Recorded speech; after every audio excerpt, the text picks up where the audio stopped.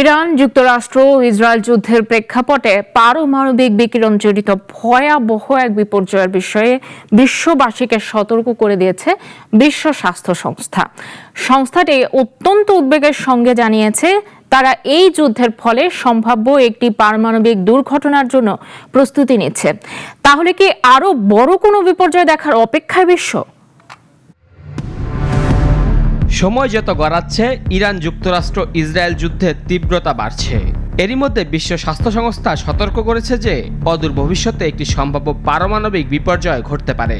সংস্থার eastern Mediterranean অঞ্চলের পরিচালক হাসান বালখি জানিয়েছেন, একটি পারমাণবিক দুর্ঘটনা বা হামলা সবচেয়ে খারাপ পরিস্থিতি হতে পারে।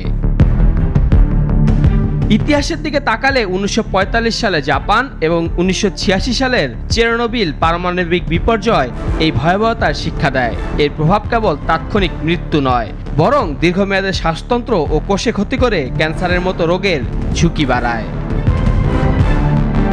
মধ্যপ্রাচ্যে পারমাণবিক সক্ষমতা নিয়ে উদ্বেগ আরও গভীর।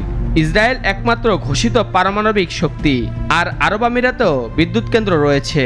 যদিও জাতিসংঘ জানিয়েছে যে ইরান এখনও বোমা তৈরির পর্যায়ে পৌঁছায়নি, তবে যুদ্ধের তীব্রতা তাদের সেই পথে ঠেলে দিতে পারে। হোয়াইট হাউস জানিয়েছে যে ইসরায়েল পারমাণবিক অস্ত্র ব্যবহার করবে না, তবে স্বাস্থ্য সংস্থা স্থানীয় জনস্বাস্থ্য কর্মকর্তাদের সম্ভাব্য বিকিরণ মোকাবিলায় সর্বোত্তম কৌশল গ্রহণের পরামর্শ দিচ্ছে।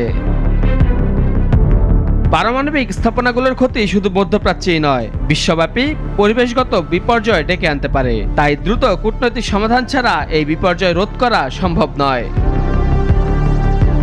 এই সতর্কবার্তা আন্তর্জাতিক মহলে নতুন করে উদ্বেগ তৈরি করেছে।